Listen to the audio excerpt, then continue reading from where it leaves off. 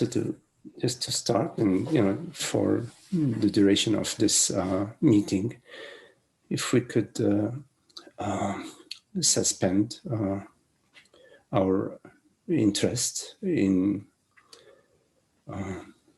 the past, in the future, just sort of simply come to presence, sort of relax your body, mind, sit comfortably, and for now, just let go of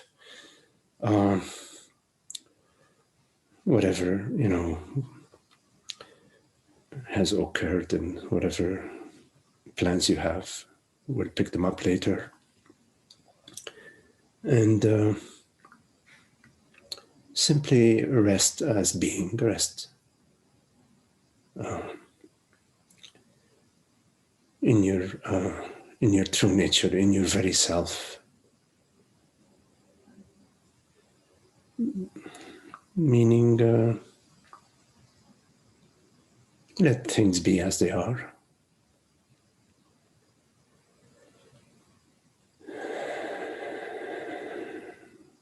No need to do anything.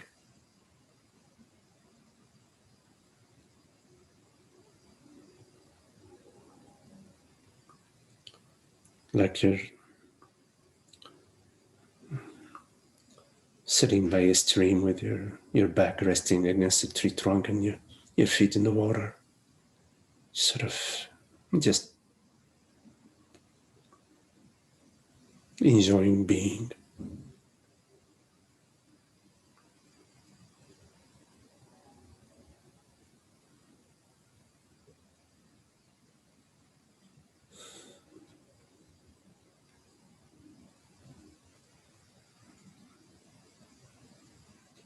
It's a sort of a relaxation. Not any effort is needed. No effort is needed.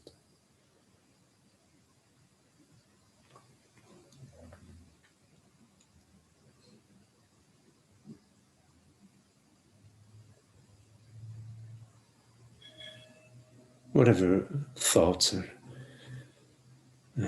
sensations appear to you,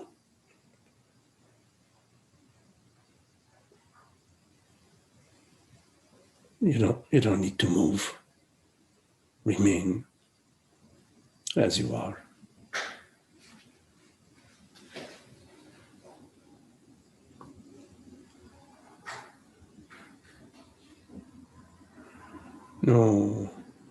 No interest in any particular state. So it isn't a sort of a seeking or a fixing anything.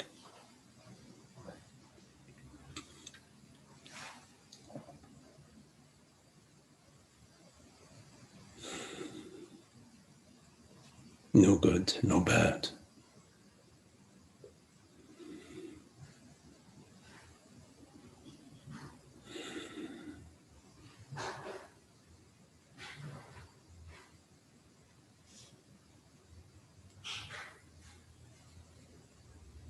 An effortless peace and effortless tranquility, equanimity.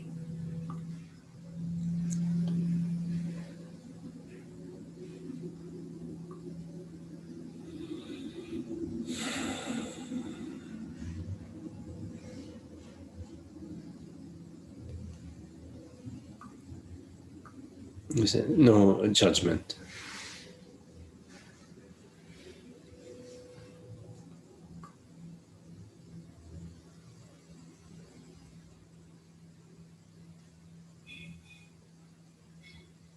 And no interest in understanding anything.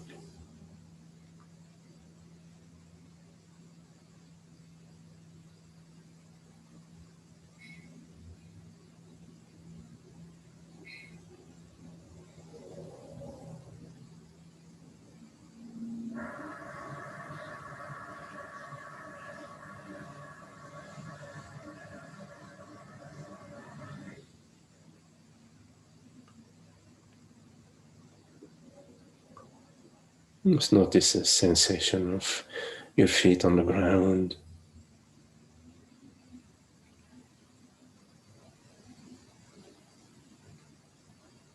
And there's not even a need to label the sensation, feet or ground.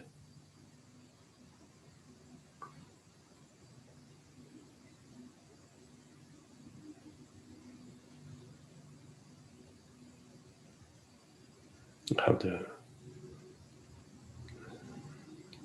the chair or the couch is meeting your body and the support of your body, that sensation of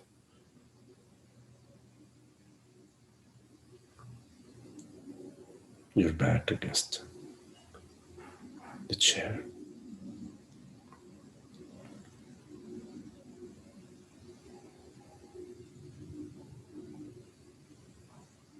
And the breath.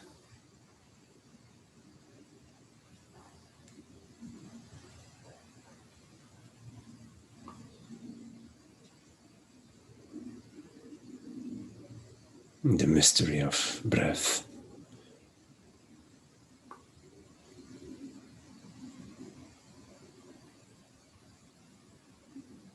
The majesty of breath.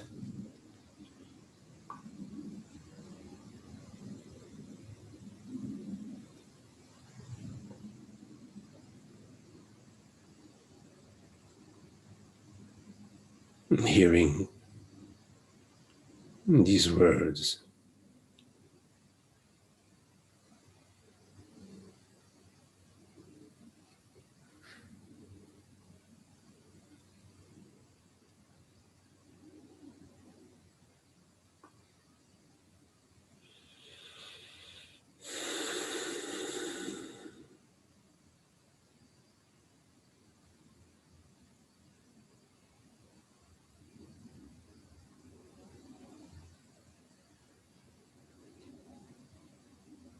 Nothing is needed and nothing is lacking.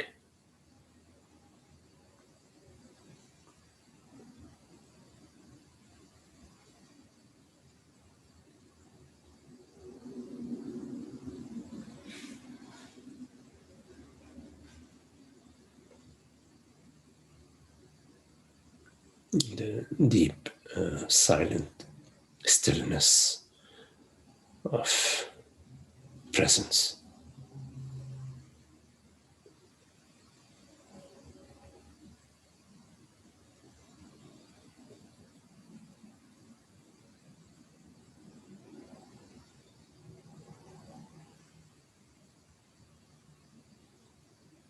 In and as this presence,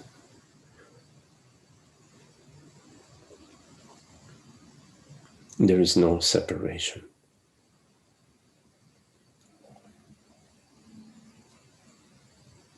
There isn't a me and a you, a him and a her in this formless, silent, deep, borderless presence.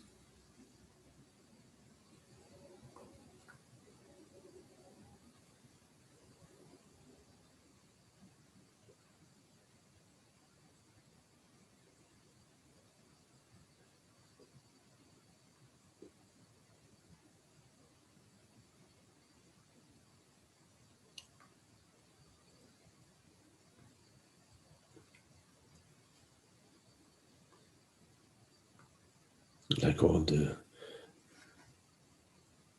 drops of water in the ocean. One ocean that doesn't know anything about drops of water.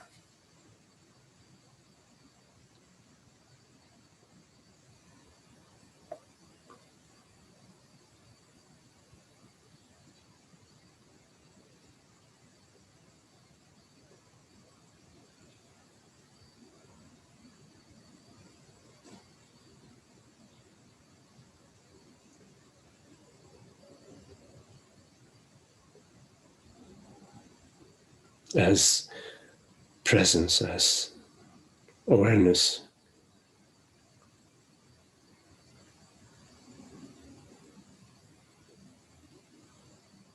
There isn't a me story that applies.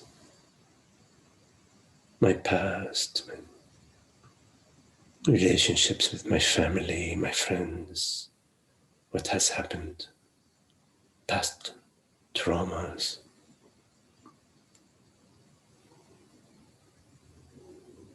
The regrets.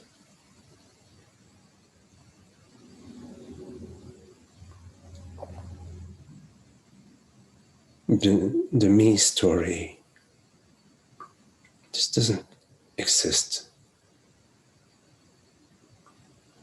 as presence. The reality of presence, the reality of consciousness, the reality of awareness doesn't exist as a story, as the story of me.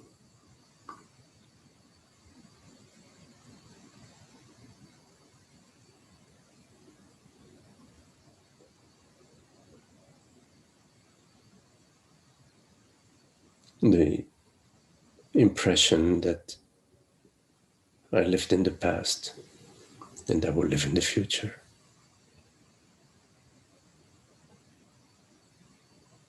are mind impressions.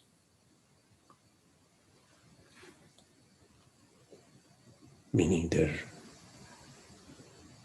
illusory impressions. Because you don't exist in any past or in any future.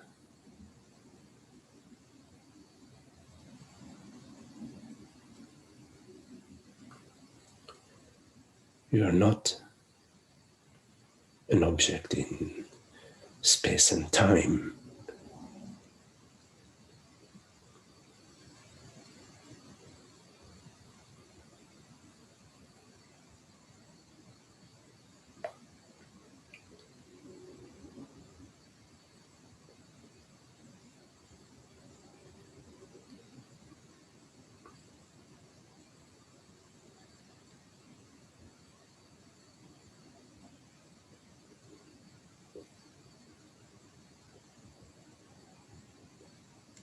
There is one reality.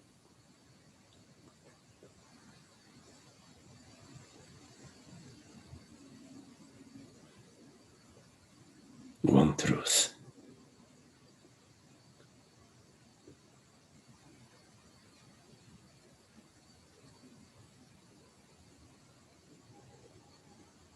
And it's not something that changes over the years.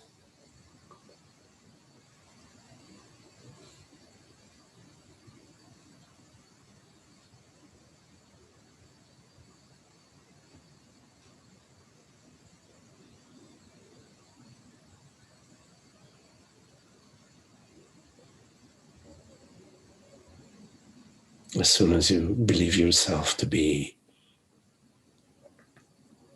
a particular person, a particular body-mind, born in time and space, you are subject to that download. You perceive yourself as an isolated entity, a separate self.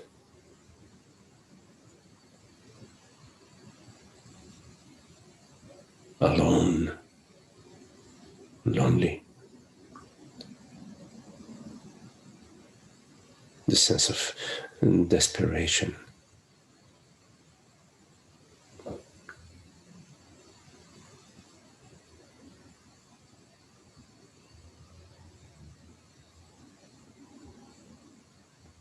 Concern about your mortality.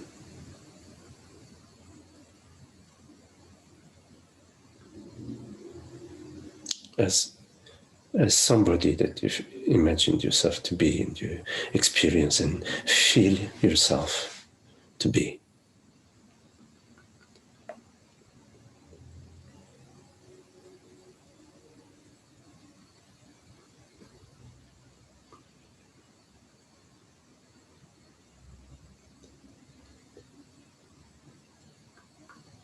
And so you overlook your eternity.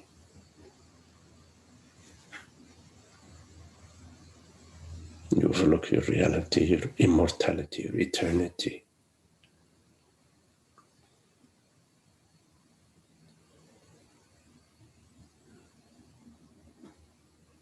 You become concerned about your survival, the survival of your tribe, of your family, of your culture, of your religion, of your progeny.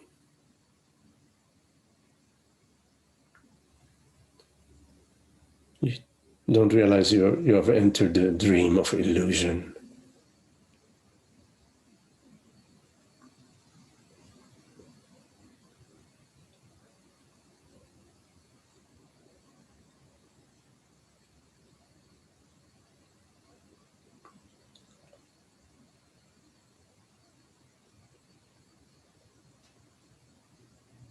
You experience a personal sense of gain and loss, which are also illusions.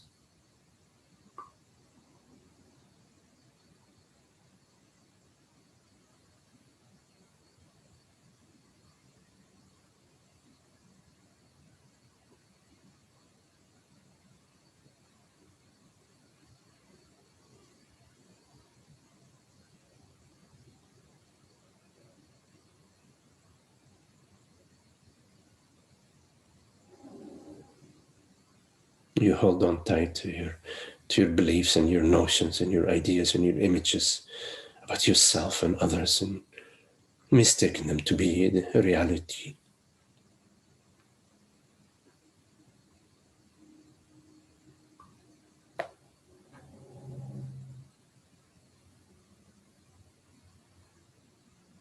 Within the spin of your own mind, you exhaust yourself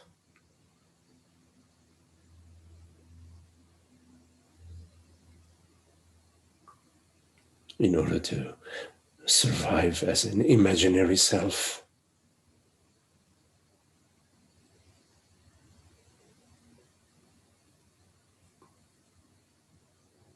Survival of your family, of your loved one, all of it being the illusion of separation.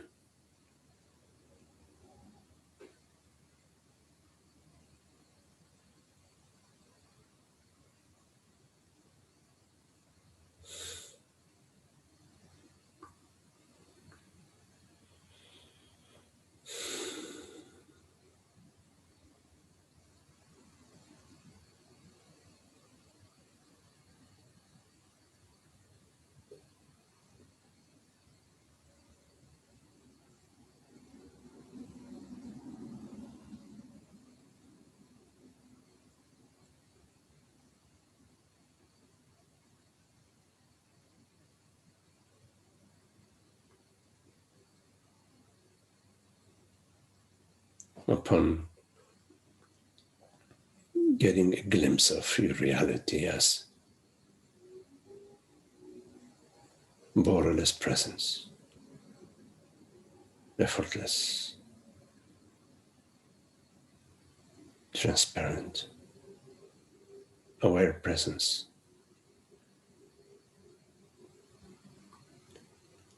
you realize all these dreams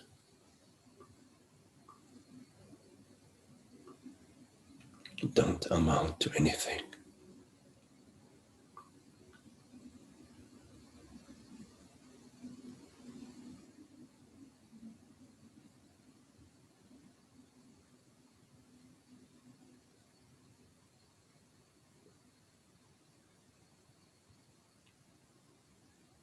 You realize that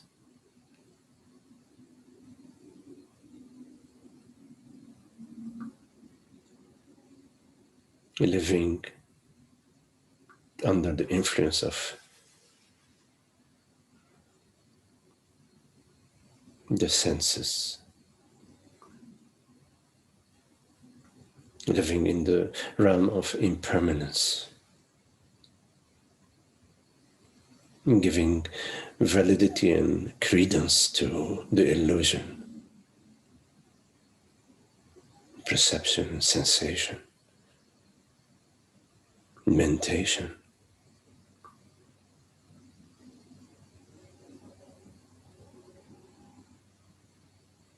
You come to the silent stillness of being.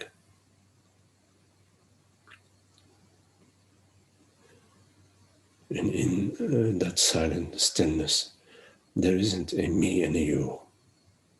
There isn't a personal self and other selves.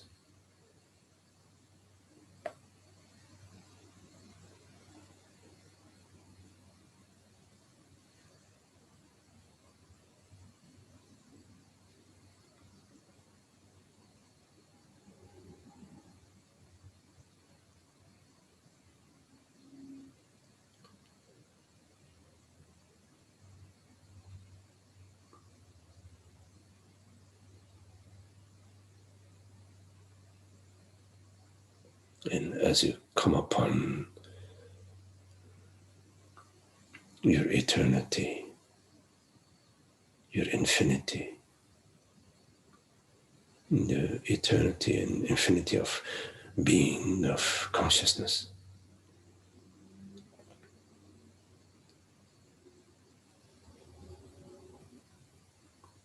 the entire narrative of life and death, the narrative of survival, dissolves in your lived understanding.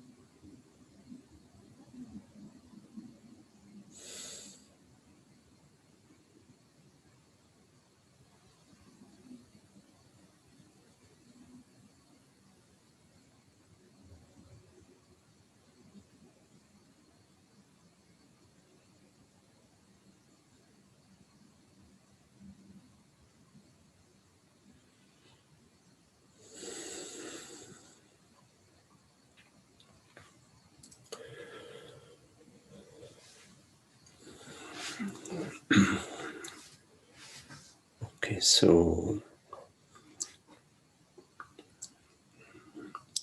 if you have any questions, anything that you would like to looking to share, please make sure you unmute your mic, and you're welcome to turn on your video. This way we can enjoy seeing each other. I have a question that I will address in a minute, but first, are there any questions?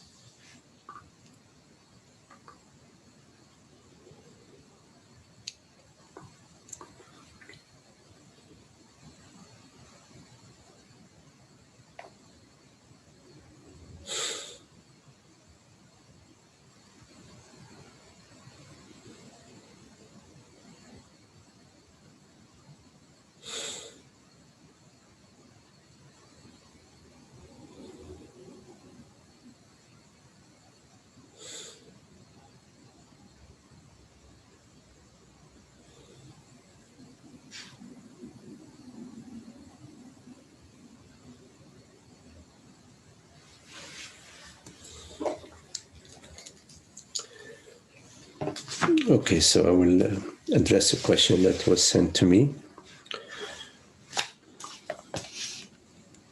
By the way, is the sound okay, Holger? Yes, is it okay? Okay, thank you. Yes. Yes. Good sound. Okay, wonderful.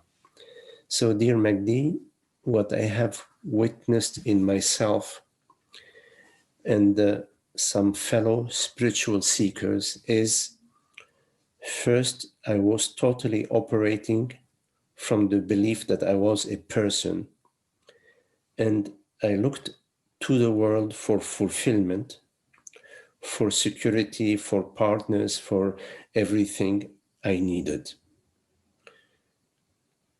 Two, then there was an opening to light, to the self.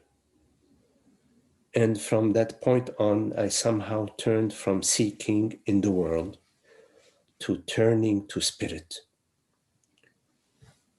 Could you talk about this shift, since it seems fundamental? Thank you, Zach. Yes. Yes. It is fundamental. The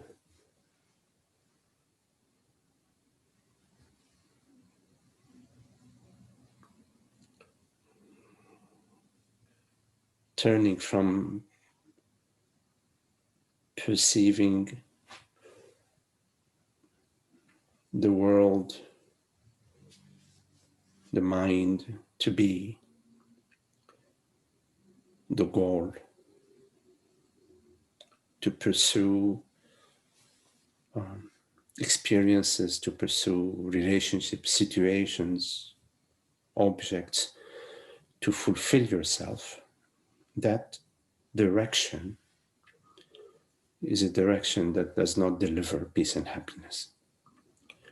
Because when you are within the bubble of duality, you are perceiving yourself as a separate self, and you are seeking wholeness, you're seeking happiness, you're seeking your totality, you're seeking God in experiences. But experiences are imaginations, meaning they appear and disappear. A thought appears and disappears. By the time it appears, it's gone. A sensation, a feeling, a perception, same thing. Everything you experience, a phenomenon, the phenomenal realm, is constantly shifting and changing and dissolving. So a tree seems to be real and concrete, but in fact, it's constantly changing from second to second to second via its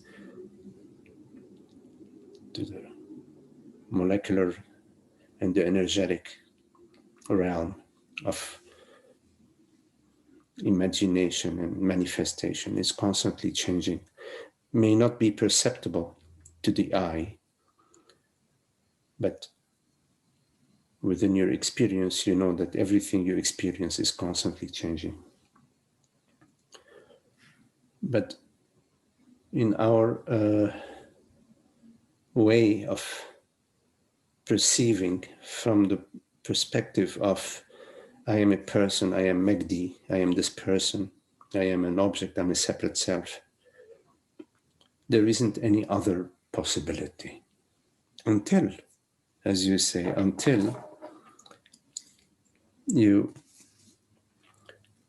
have an opening to the light. Yes, that's very nice, an opening to the light. So Francis often talks about this opening or this glimpse as the path to the path. Or one could say maybe the beginning of the journey, the sort of the direct journey to God. So a shift or a glimpse is a direct apperception of consciousness, meaning consciousness recognizing itself in a flash, in an instant. And in that moment of recognition, you get a clear snapshot of the illusion of the me, of your story, of your all what you took to be real. Everything that you took to be real, your body, your mind, your parents, your career, everything you took real, the world is glimpsed in a moment to be void. And simultaneously, there is a glimpse of the majesty of presence, the majesty of God, the reality of consciousness. There are really no words, but this is somehow language. We use language to describe that. Now, to get a glimpse that all what you imagined is not real is not sufficient of itself if you also do not catch a glimpse of God, of the eternity of consciousness. In other words, that everything is nothing is not the full glimpse. The full glimpse is everything is nothing and God is, or consciousness is. Now, a glimpse into your true nature is just the beginning, meaning it's a crack in the shell. It is not the complete, it's not the complete opening. Richard, you write, the crevice through which the yet unnameable glimpse beyond the closure can be glimpsed. Derrida. Glimmer, okay. The yet unnameable glimmer beyond the closure can be glimpsed. Yes, yes, Derrida, okay. Thank you.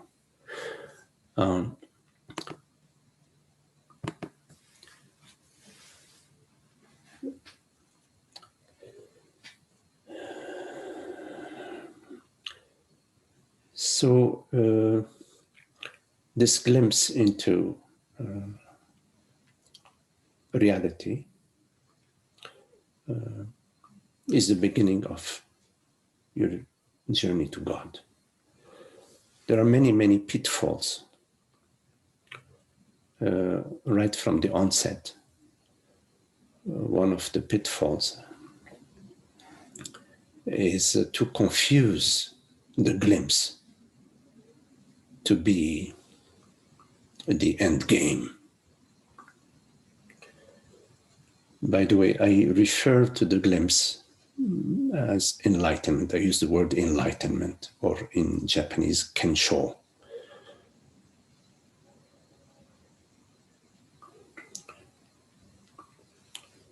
So one of the pitfalls is to confuse enlightenment to be the end game. The end game I refer to as sahaja samadhi, or in English, realization, or being established as the self, being established as consciousness.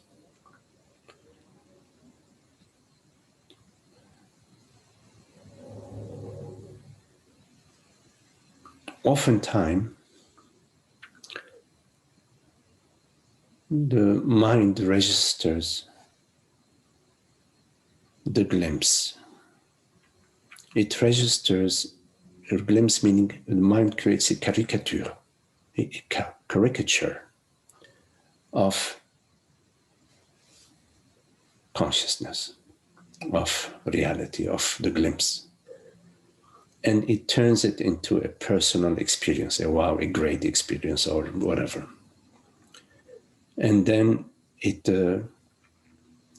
objectifies the glimpse and turns it into the carrot, and turns it into something to seek, something to hold on to or to recreate, which is completely the wrong direction. Because the glimpse is not a mind experience. The mind is not present.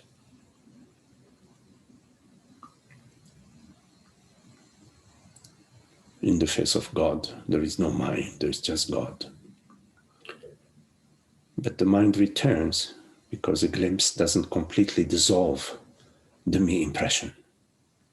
The me impression goes on, and there is a post-enlightenment journey.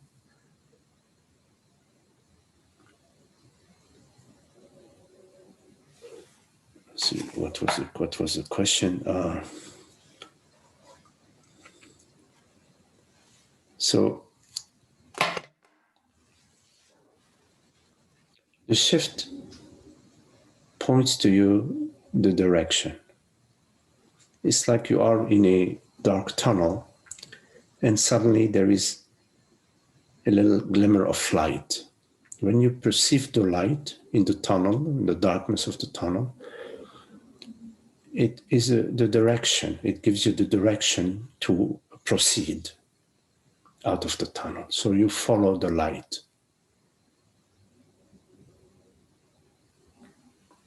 Following the light in terms of our teaching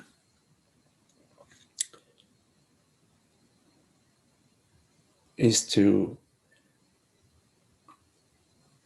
comprehend that the glimpse into your true nature is revealing that which you truly are. It reveals the reality of consciousness, that I am this wonder of consciousness. And that this consciousness is not personal. There is no person.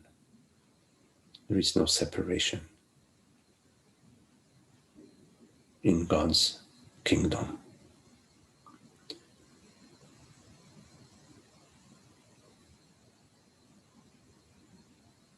So to live with this understanding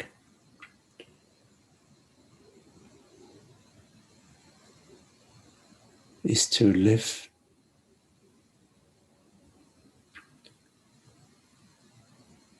perceiving and recognizing that everything you perceive is your very self, that the other is your very self, that in fact there is no other outside of the reality of consciousness.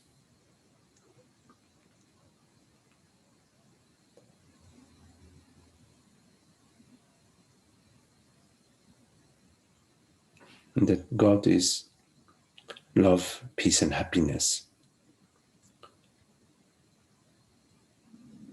That whenever you pursue self-interest, personal interest, you are following the wrong direction. Whenever you are giving credibility to your mind, to the thoughts, to the images, you're giving them credibility. You are robbing this credibility from God's credibility, from your credibility, from the credibility in God. You're robbing God's credibility. There is only one reality.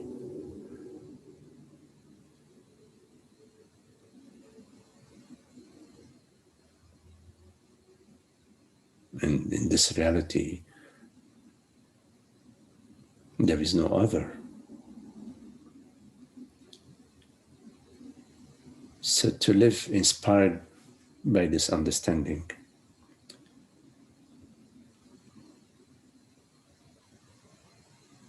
requires a vigilance and a recollection of your understanding, so that you don't keep sliding back into the dualistic model. Great humility. Humility is always humility towards God. It's not a humility towards anybody else, because there is nobody else outside of God's reality.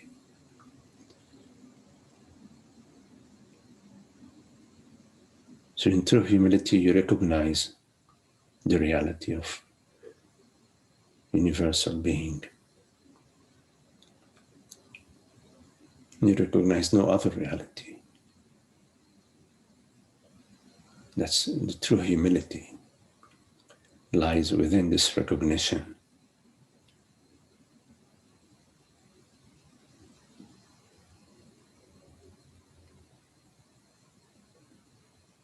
And you follow that guidance, not the guidance of the old egoic mind that is experiencing the sense of isolation and greed and envy and desire.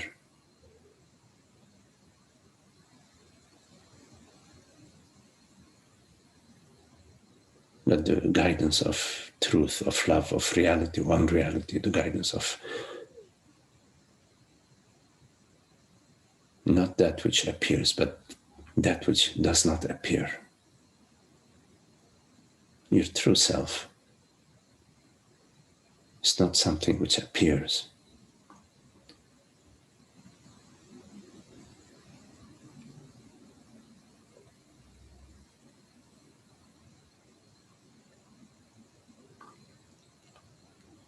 Like a child, you can every now and then let go of your mom's hand, but every so often you have to go back and hold her hand again to reconnect and feel the security and the love and the safety, until you are so comfortable with your mom's presence, even without holding her hand.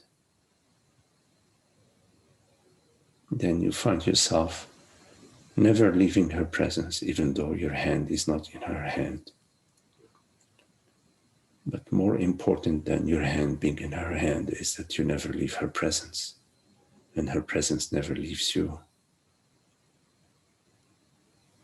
But until your presence and her presence are one, you may need to hold her hand back and forth, need to go back to hold her hand to get the reassurance, the safety.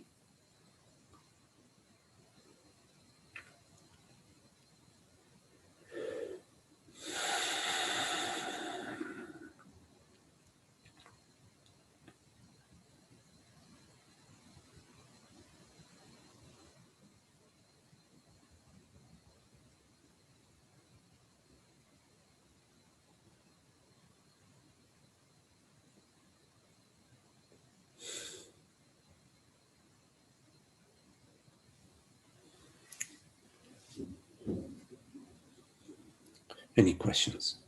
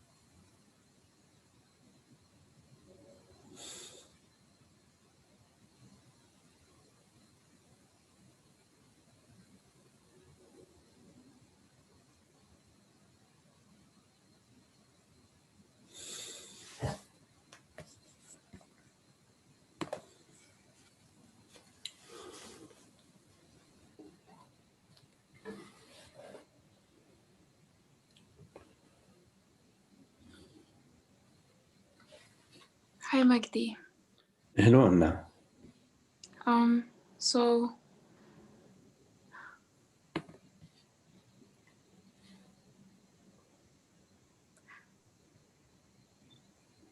I think my question is, let me just say, the first thing is, so I'm noticing, like, I comprehend what you're saying, and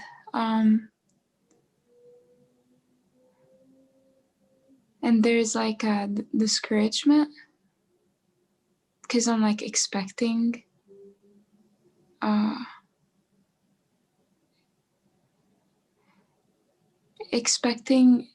it to be known in a different way, like to be experienced.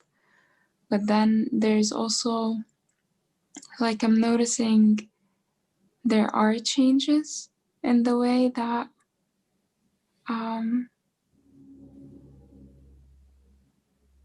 I relate and show up and what's important to me.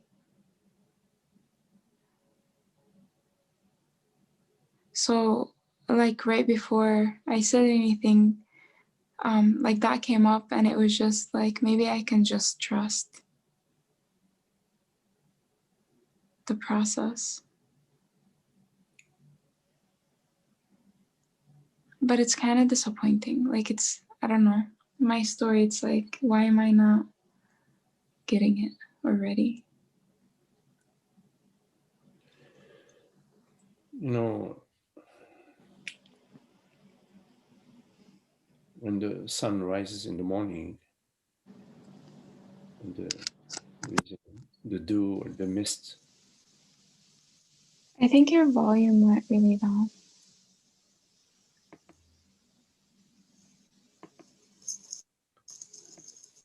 So the mist, when the sun rises over the lake in the morning and there is the mist,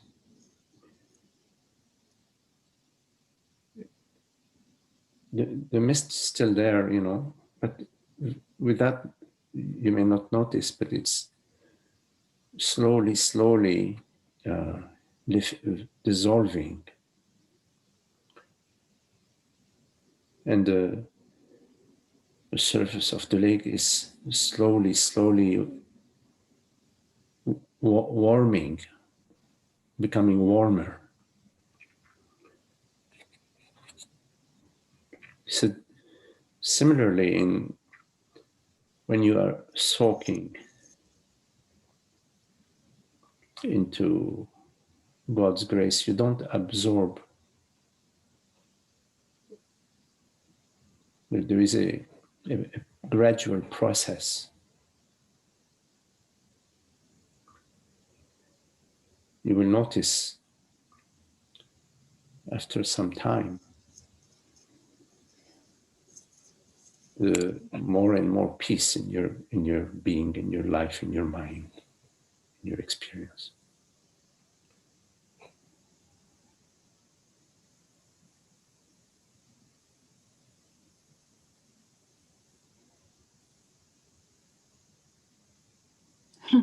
So it's a gradual thing. It's not like an instant. Yes, because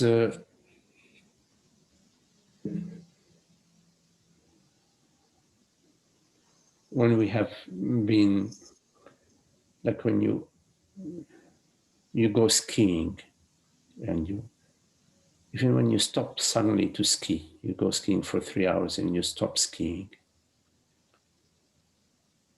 you still feel, when you are walking, it still feels like you are skiing.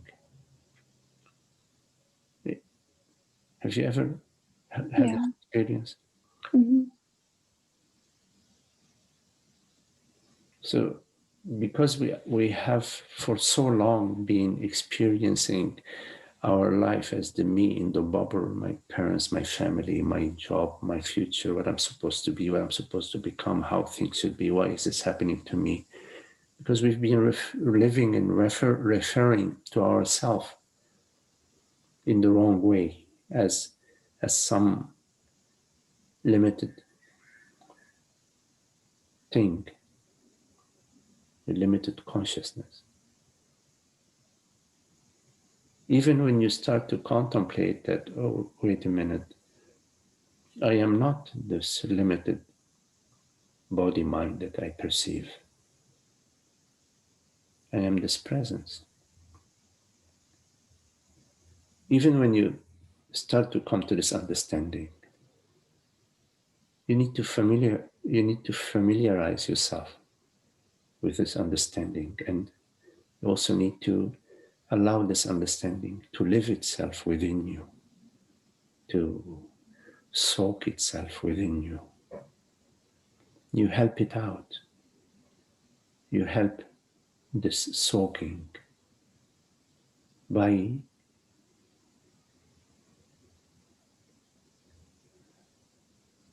noticing and dropping or ceasing this wrong activity, the wrong activity of personalizing yourself and personalizing the other, and living just in that realm of judgment and evaluation and pushing and pulling. You have to explore other ways of being that do not feed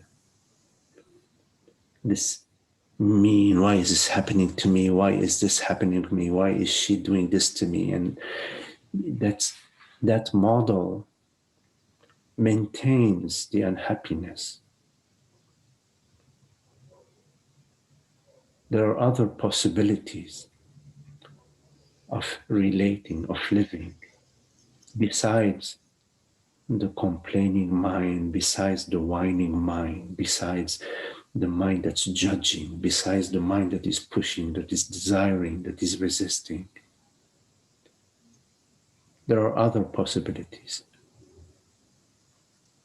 And by exploring these other possibilities, you're inviting the understanding that I is untouched, that I is not something that is subject to conditions. You're inviting this understanding to come into your life, into your body, into your existence, into your sensations, into your feeling.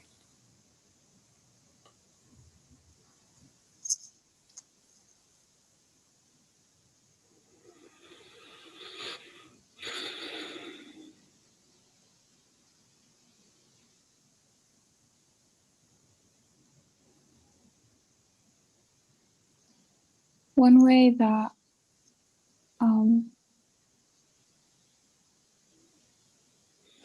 I want to say caught up. One way that I get caught up, and that is can you still hear me? Yes. Okay. Is in relationship with my mom, like approval and disapproval.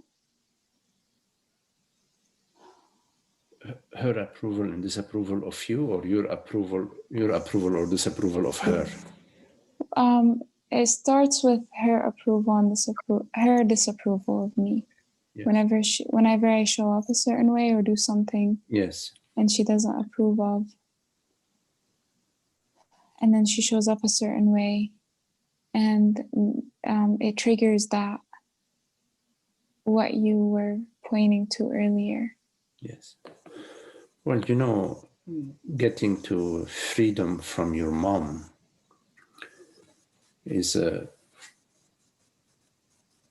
from your parents is important, because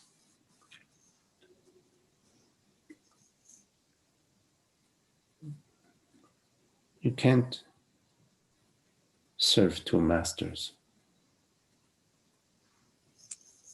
You cannot serve your mom and serve God.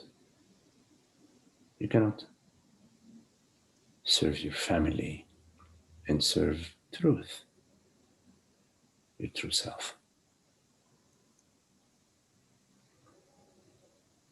So sooner or later you have to choose make the choice to free yourself from the false servitude.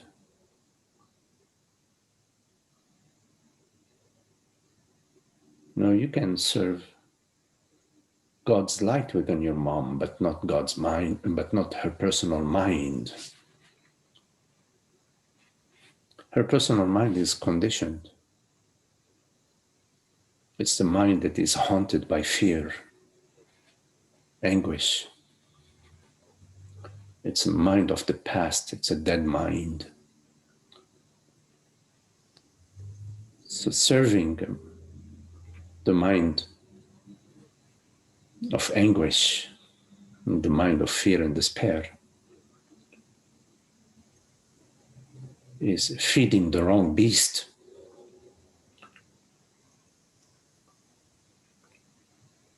You cannot feed ignorance and at the same time love truth.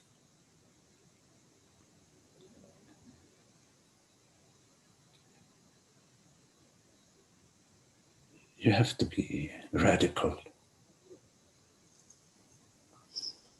non-dual path. Sometimes you have to be radical. Don't compromise with the illusion.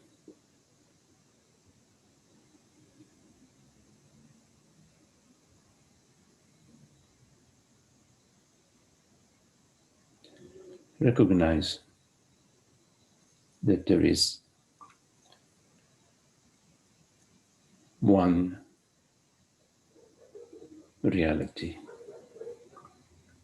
and that this reality created your mom, created your mom's mind, creates your mom's experience.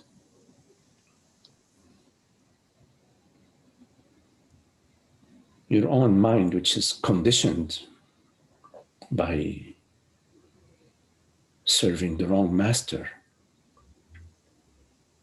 cannot help. Let God do her job and you do yours. Your job is to distinguish the false from the true. You've been given that capacity. You have to utilize it. Otherwise, what's the use of that capacity of discrimination between the false and the true? If you do not use it, of what use is it?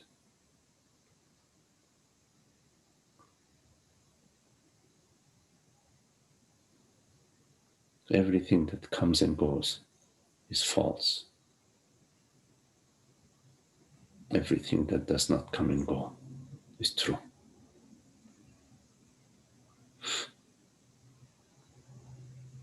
The oak tree seems not to come and go, but come back in 5,000 years.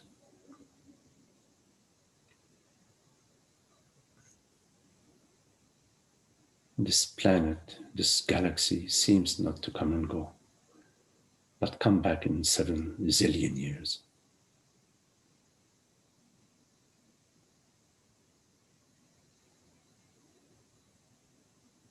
Your feelings seem to be real. Come back after you drank a pint of vodka.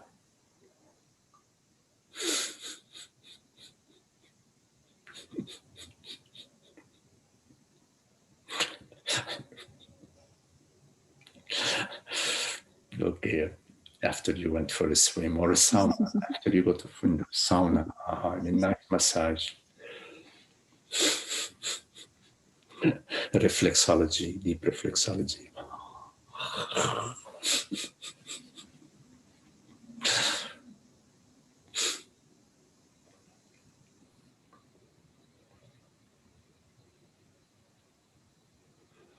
Yeah, like just a few minutes ago, like she called and she left a voicemail and she sent me a message. She wants me to do something. And She wants like they're, to do something, you said? yeah, and there are images of like once I'm done, I'll take care of it, I'll do it. But it's like the images of her being mad that I didn't leave everything, and like, and then she holds on to it, and so like there I get, which is fine. It's just like my internal, like I like there's an internal, I don't know, attachment. And you know, you shouldn't interfere with your mom's desire for suffering. Let her have her suffering. Don't deprive her of her misery, because her misery is may be very significant for her to awaken. What do you know? Your business is to be true and love truth and honor truth. Truth is not that which appears and disappears. It's not the mind. It's not what the mind regurgitates.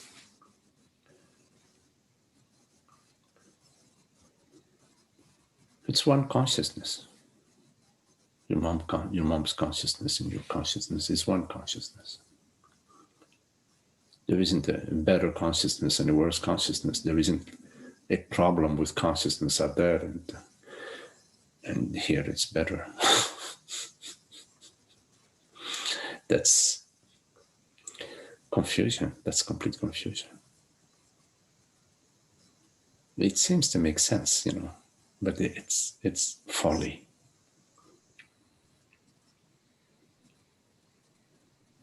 I think I'm hearing your invitation, which is to, well, like to not interfere, to just let her do her thing.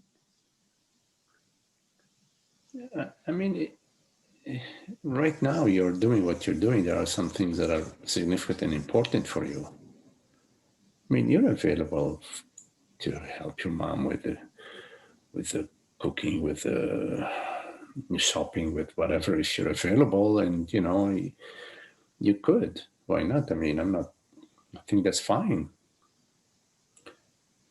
But you don't have to. Well, I mean, you don't have to feel that is your duty. I mean, I mean, if you're a soldier, it's your duty to stand in guard like this, you know, because that's what they pay you for. And if you do like this or like that, they're gonna take one of those shiny things of your suit, you know. You're gonna have less toys, you know. But your relationship with your mom is a give and take. She has to give and take, and you give and take, you know, right? I mean,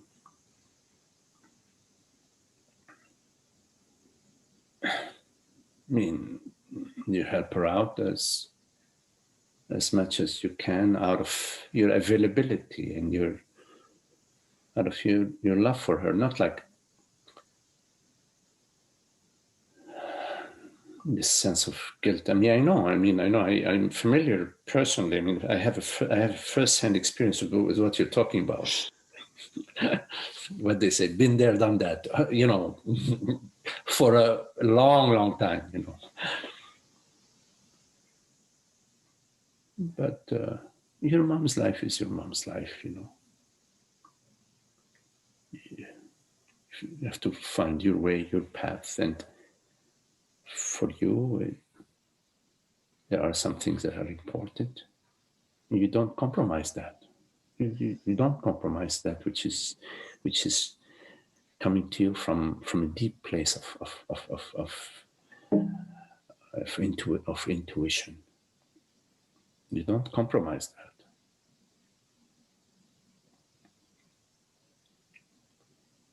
And there are some things you can compromise with, but there are some things that you should not compromise with.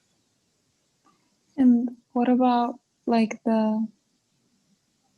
like the internal discomfort? Is it to see it as neutral and to allow it? Well, I mean, the internal discomfort always refers to the wrong. You taking yourself to be the wrong self. You are taking yourself to be a daughter. But you're not a daughter. You're not a daughter.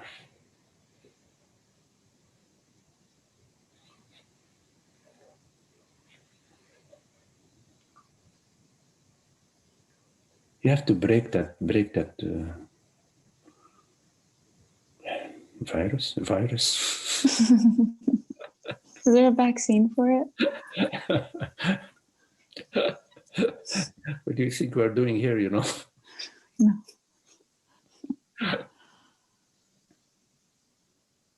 You don't, you're not daughter, you're consciousness. So you relate with your mom as consciousness, like you're relating with me as consciousness.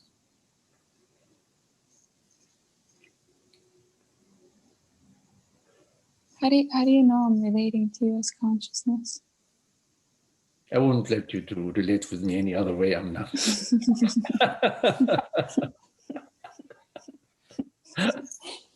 Right, I'll take your word for it. Maybe unknowingly. Mm-hmm. Maybe not knowingly, mm-hmm. But how do you say it? Maybe knowingly you are not, but unknowingly you are. Does that make sense? Maybe it does. I don't know. I think I get what you're saying. I think. Like, are you saying that knowingly I am relating as conscious and unknowingly? Or is it unknowingly I'm relating as consciousness? I don't want to put words in your mouth, but my impression, just because you asked, how do I know? My impression is that unknowingly you are relating with me, to me or with me as consciousness. Knowingly, you have some doubts because you asked the question. You asked, how do I know? Which leads me to assume that you're not sure. You don't know. Yeah, I don't. But I'm starting to see. How could you relate? I mean, you have to be clear that in the dream character is relating to another dream character, right? Mm-hmm. Right now. So go to your dream. Imagine you're dreaming now, okay? Imagine you are dreaming two characters and they're having a conversation, right? Mm-hmm. Character A is saying something to character B and character B is saying something to character A, right? Mm-hmm. Now, from the perspective of character A, it is character A who is speaking and character A who is hearing what character B is saying and what character A is saying. Mm-hmm. And from the perspective of character B, it is character B that is hearing and speaking, right? Mm-hmm. And when I slap you and you wake up, right? I won't slap you. When I nudge you and to wake up, all right? And I ask you, okay, was it character A who was talking and hearing? Was it character A and character B? No. In that moment when you wake up, you realize, no. It was not character A who was speaking and hearing. It was not character B who was speaking or hearing. Because they don't exist. Right? Mm-hmm. Right? Yeah. They absolutely do not exist, right? Yeah. and they absolutely did not exist. It's not like they existed and ceased to exist, right? Mm-hmm. They never existed, right? Yeah. Okay. So therefore, it's consciousness who is speaking to itself. It is you, the dreamer, that was taken on the form as a way of speaking. Okay, as a way of speaking, because this is just a way of speaking. So take on the form of character A and character B simultaneously and having a conversation, but it was all consciousness talking to itself. There was no time. There was no time because it was all occurred within consciousness, within you, the dreamer, right? Yeah. Yes. So here we are conversing, and I tell you, I know that it is consciousness talking to consciousness. And you ask me, how do you know? Was that what you asked me? Maybe I forgot what you asked. You asked something like that, to the effect of, how do I know? Yeah. I know because I know the dream story. It's really interesting because You are not in the dream. The dream is appearing to you, right? yeah.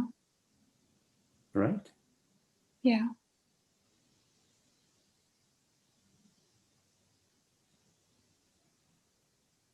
Even in my dreams, like I'm the character in my dream. Like let's say I'm dreaming and you're in my dream. Like it's really interesting because it's like the same in the waking state. Like I'll know my emotions, my sensations, my thoughts, but I don't know the other person's in the dream. Yes. Right. Right. Right. In the dream, the dream is such that you don't know my thoughts, my feelings, my emotions, and nor do I know yours.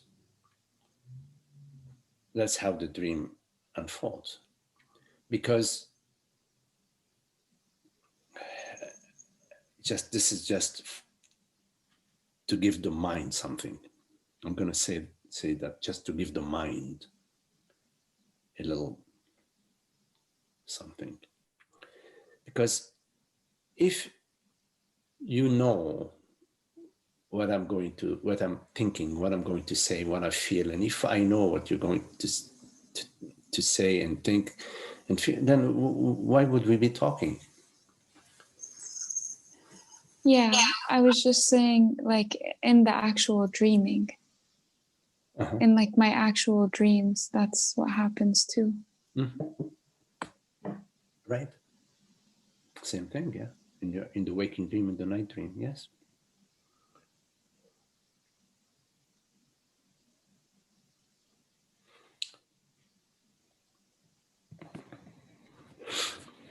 And also, imagine that I knew every person's mind right now, every person's mind.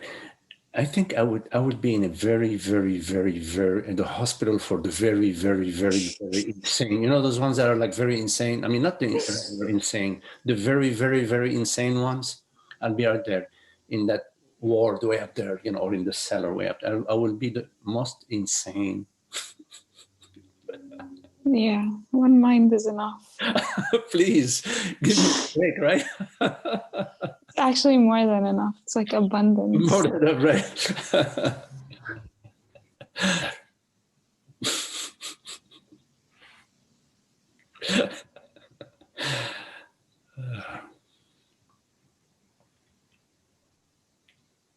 I don't know, like just from our conversation, there's a sense that I already know all these things, and all that's needed is just to relax. Good, yeah. Relax. It's good. It's a good idea to relax inwardly, relax inwardly. You can be active outwardly, you know, but don't lose your inner relaxation. Right? It's like, Yeah. you know, like a jockey when he's riding his horse in the racing, he's very, you know, just very right there, you know. He's not, oh my God. I mean, I don't know. I've never been a jockey. I'm just the inner. You can be very active outwardly and inwardly. The peace, you know, that's beautiful. When you are capable of being active, engaged, and without compromising the peace, that's very good. Very, very good. And one way that supports with that is to not interfere, as you said earlier. Not just that, but you have to recognize where the peace resides. The peace doesn't reside in not engaging. Because I could be, I mean, it's helpful not to engage in the wrong direction, not to make things worse. It's helpful. But you have to realize, you have to discover where the peace resides.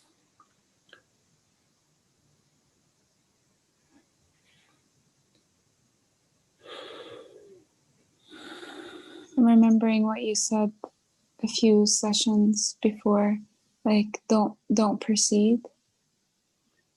Yes. When you perceive that you're skiing and the hill gets very, very steep, I would not proceed. I would go find an easier way. I'm not a very good skier, you know. I'm just talking about skiing. I haven't skied in years, but yeah, of course, not to proceed in the wrong direction, and you have to be able to discern. So the wrong direction is a direction that maintains the me and the you. Me, oh, I'm feeling guilty. My mom, blah blah. Me, that's the wrong direction. That maintains the me and the you. Any thoughts, any actions, any perceptions that are within the belief in the me and the other is wrong. Is false. Because consciousness is one. There is no other. There's only one reality, one truth, one God.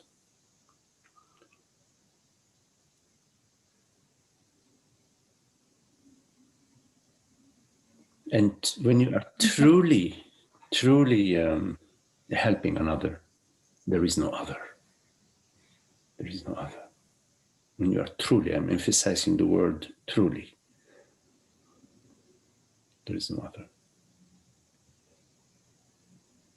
That's why it said that a teacher does not perceive students. There is no teacher. It's the students that create a teacher. I'm talking about a true teacher, a true friend.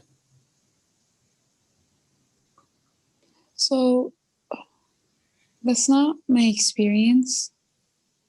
And like in terms of like there's no other. And what would help facilitate that? You have to realize that the other is your very self. God did not create separate beings. There is no separation in God's creation. On the branches of the tree is made out of all the branches and all the leaves. It's one tree. The roots of the tree, they're one root system. Yeah, so as long as I believe myself to be Amna, then I will perceive others. To be a separate, to be a separate body-mind. As soon as you believe yourself to be a separate body-mind, right, then there is the other, the sense of separation, the unhappiness, the feeling of guilt, the envy, jealousy, all the emotions. Yes.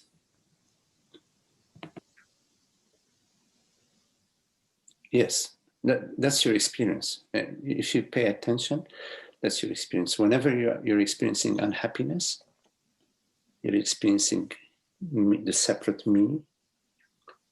I would have, what's going to happen? Yes, tomorrow, why did I do that yesterday, etc.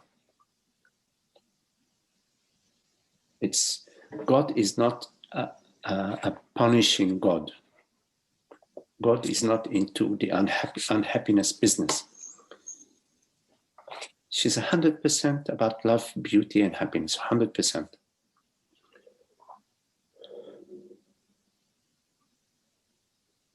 I'm sorry I keep asking the same question. But like how? How do I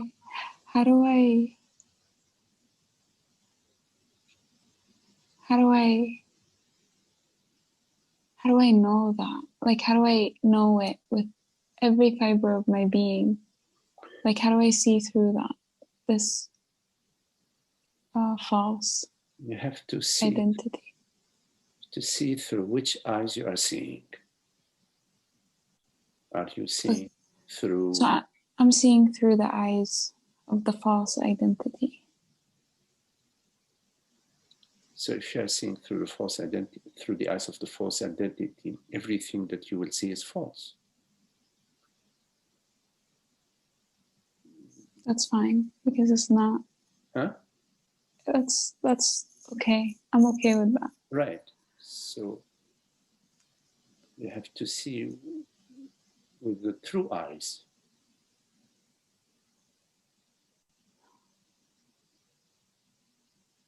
Okay, how do I see with the true eyes? You have to be clear about what is false and what is true. You have to be clear about what is false and what is true. Okay, everything that appears and disappears is false. I'm just repeating what you said. But do you understand that? Do you understand that? I understand that. Because that which appears, whatever it is, when you just try to go to it, it's gone. Completely gone, completely gone. Right? Yeah. I mean, there, like we've discussed before, like some things seem to stay longer. Yeah, but we're not talking about the truth that lasts 400 years or 4,000 years. We're talking about truth in the absolute, right? I mean, we're not talking about a less relative truth. You know what I'm saying? Yeah. We're talking about truth, period. The true eyes are correct, and we're not talking about the degrees of relativity. Right? Yes. So to perceive with the true eyes, you have to be clear about that which is false. Meaning Amna's mind, Amna's thoughts and beliefs and ideas about her mom, her society, her culture, her body, her future, her past, all of that. Mm. So that what remains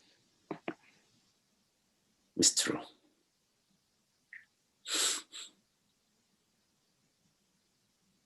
Yeah, so then there's a lightheartedness about all the things you mentioned. What? Like there's a lightheartedness about Amna's mind, beliefs, whatever. dreams. Like it can have its own. A dime a dozen. A dime a dozen. What does that mean? Amna's thoughts and beliefs and feelings, you know. It's like a bunch of ants, an ant colony. I wish the ant colony is organized, you know. It's more like I don't know, an angry beehive. Not really, but. Well, honey, don't mess with my bees.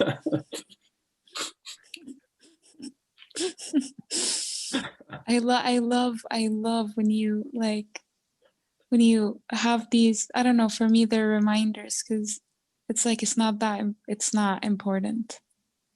Chill out. Yeah, absolutely. Only truth and reality is important.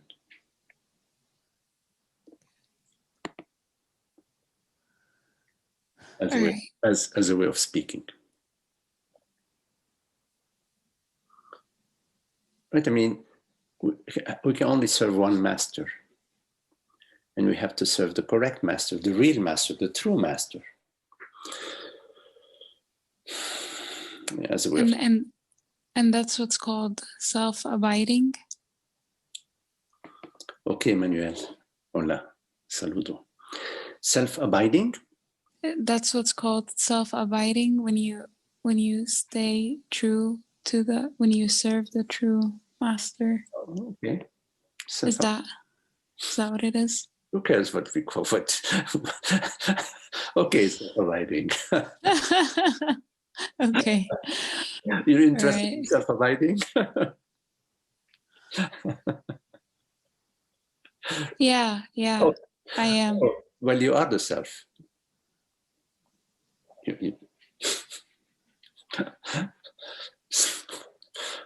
Right? I mean, what else are you? You are, what are you? Are you some mortal body? You think you are a mortal body?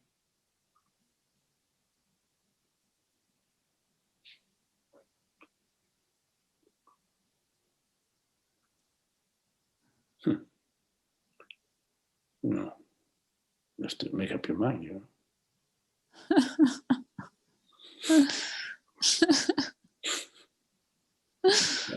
Sometime or the other, you have to make up your mind.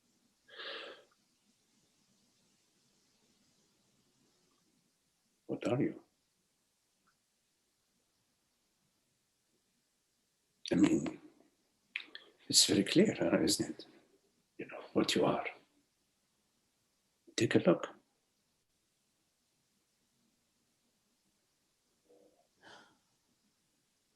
What are you?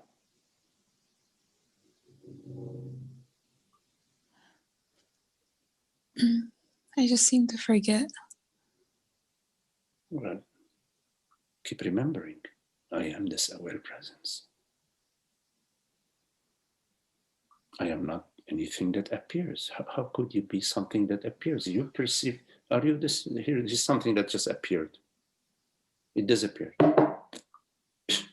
Are you a feeling, a powerful feeling of you name it? It appears and disappears. You are not what appears and disappears. And yet you are. Meaning, and yet I am. Not. I don't mean, and yet I am that which appears. No, I am. That's absolute. I am. Beingness, presence is absolute. Go to your bedroom, you ask yourself, am I? Yes. Go to the cellar, ask yourself, am I? Yes, I am. Go to the park,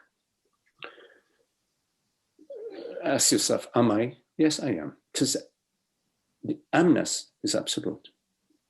But you are not anything that appears. Everything that appears, you perceive it, right? Yes. Your mom, your feelings, your sense of guilt, the me story. I'm a good girl. I'm a bad girl. I'm a good daughter. Bad whatever. All these, they're false. They're false in that they're not what they seem to be.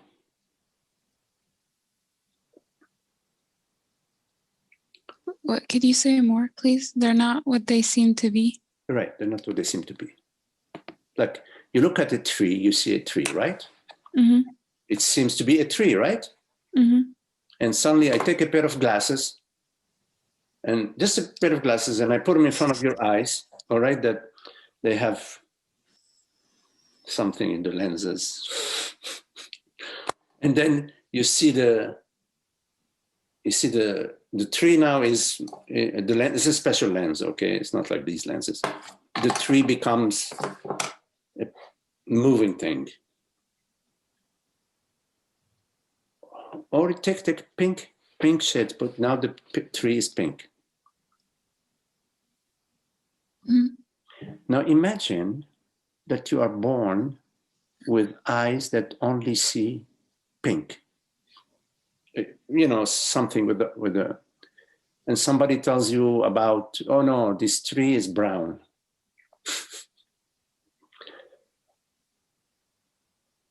Brown. I don't know what you mean by brown, but okay. I mean, I'm open. I don't know what you're talking about.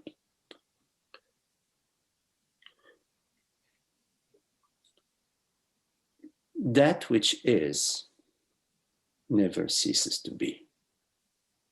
You cannot say this is a tree and then come back 100 years and say this is not a tree. That very same tree is no longer a tree. Mm-hmm. Because it was a temporary tree. Like the banana before you ate it. But in our experience, before the conceptual, there is pure awareness. And then pure awareness takes on the form of a concept. Banana, oak tree. As a mentation, as a thought, as an impression, mind impression. I am deconstructing a little bit. So, in your experience, there is pure awareness. Primarily, pure awareness.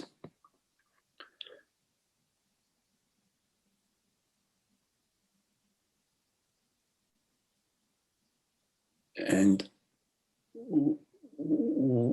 as quick as infinite speed, whatever that is, it's an oak tree.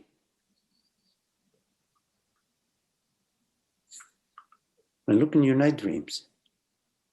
You're just the peace of sleep. And then a butterfly.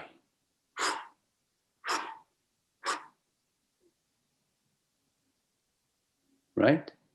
Mm-hmm. It's that very peaceful consciousness that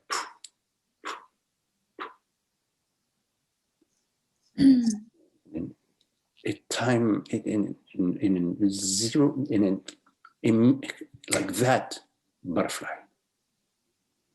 and like that butterfly is gone, because with every movement of the wings, it's a different movement.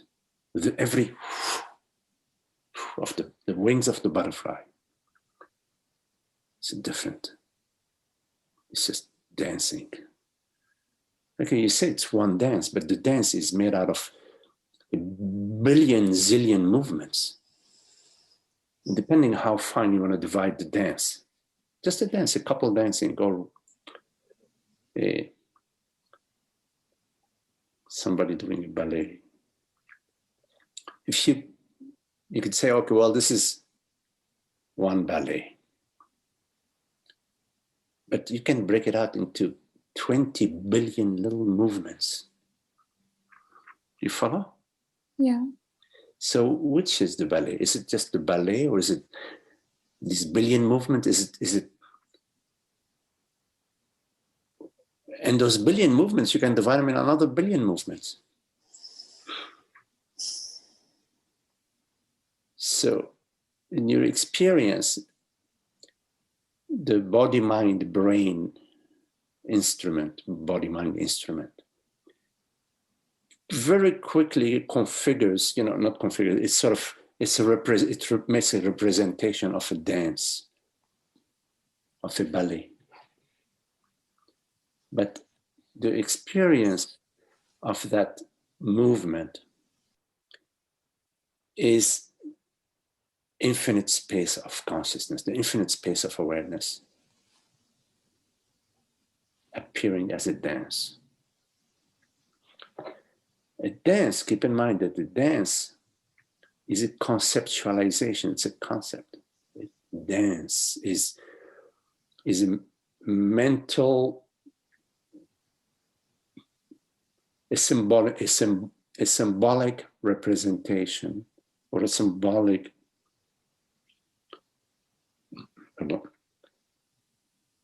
a rendition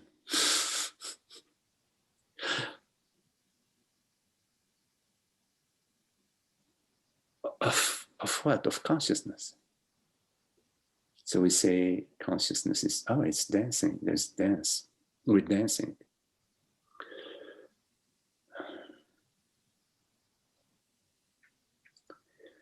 Okay, the main thing to comprehend is that the reality of your experience is formless.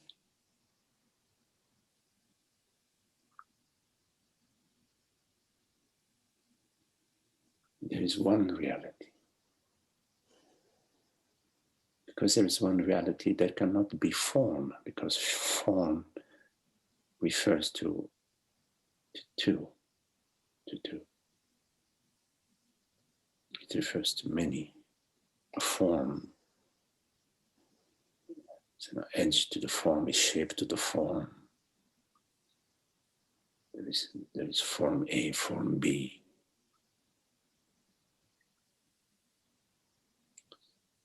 So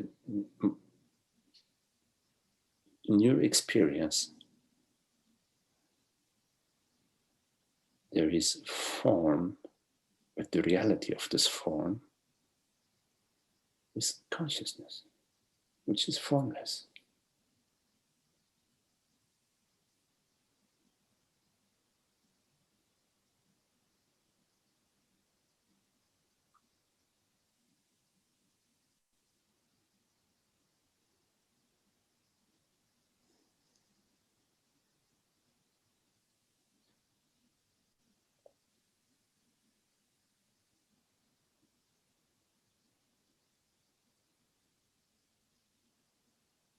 And you are this consciousness, meaning consciousness is the reality. There isn't the reality of consciousness and Amna or Magdy. That would be too many realities. You're crowding the reality business. You're crowding reality.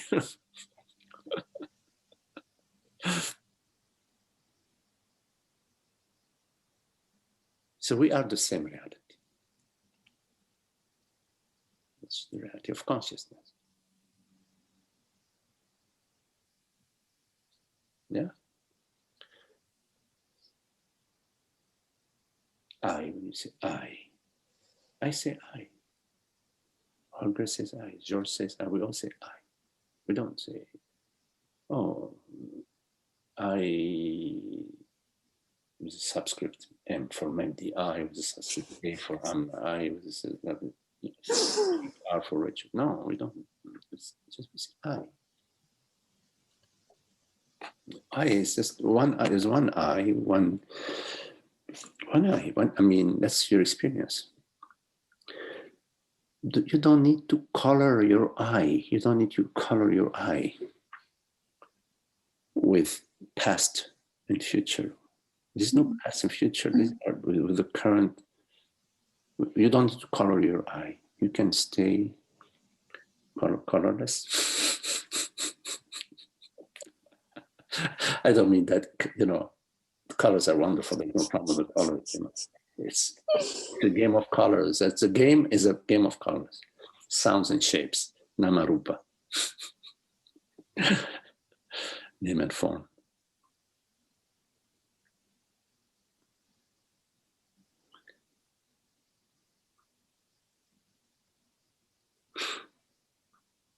But above all is the peace of being, above all is the peace, the peace, the happiness. That's, if you're compromising the peace and the happiness, for what? For my mom to feel better, for my uncle to have a better night's sleep because he likes blah, blah. No, I don't compromise peace and happiness. You compromise peace and happiness whenever you leave it, whenever you decide to become a personal self. Does she like me? Did I do the right thing? Yeah, that's it. You've compromised peace and happiness, right? Yeah.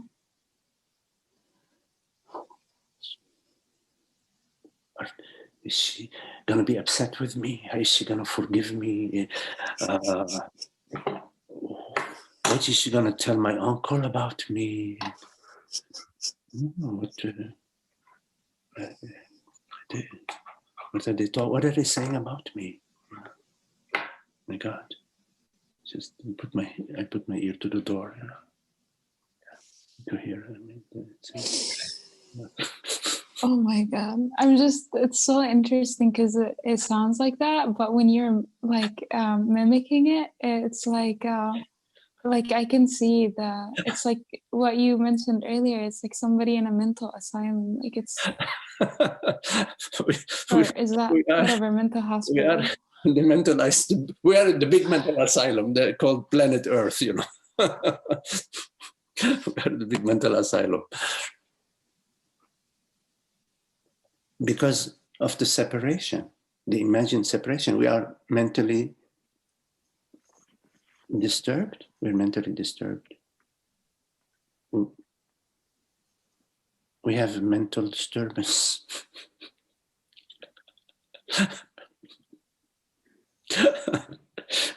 I mean, go around the corner, look at the planet, holy cow! I mean, even if you wanted to do your best to destroy it, you wouldn't do as much damage. You have to really be very, very off your rocker. You know what I'm saying? Ay.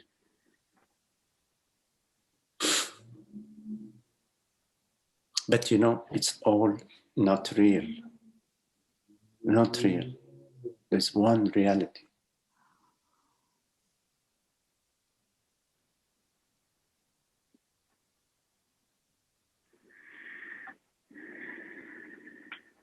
Infinite dreams. And one original sin, original ignorance, to confuse consciousness with an object, with some to attribute to consciousness a form, to define consciousness via the mind, via the hall of mirrors.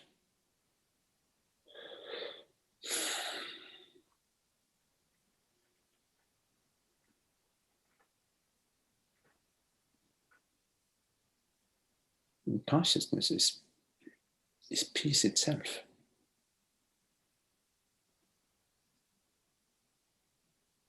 It's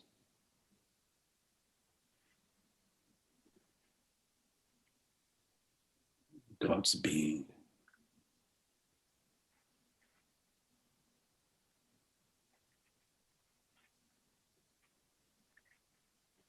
When we say I am,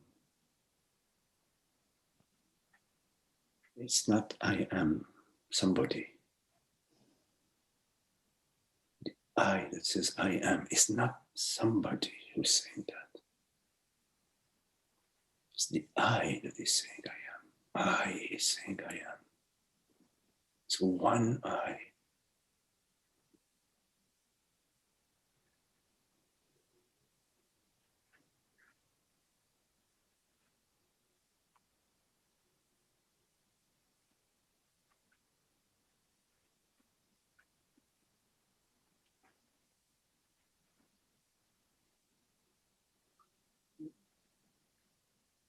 The entire spiritual journey, it can be summed into two words: know thyself, know thy true self. Know thy true self, know thy reality.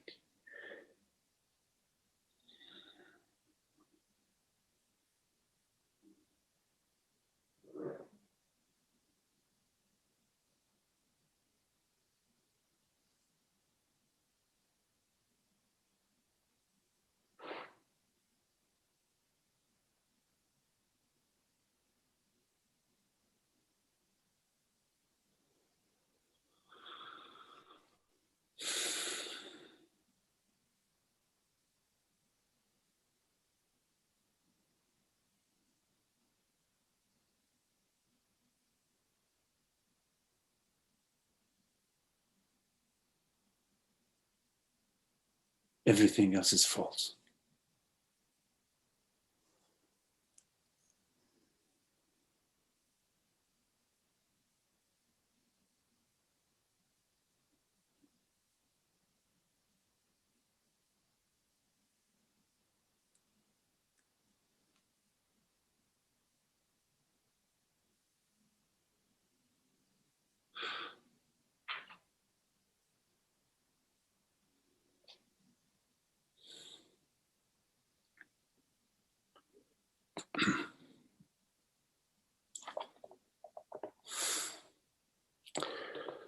Okay, well, very lovely to be with you, Zoe, Elizabeth, Amna, Richard, George, Holger.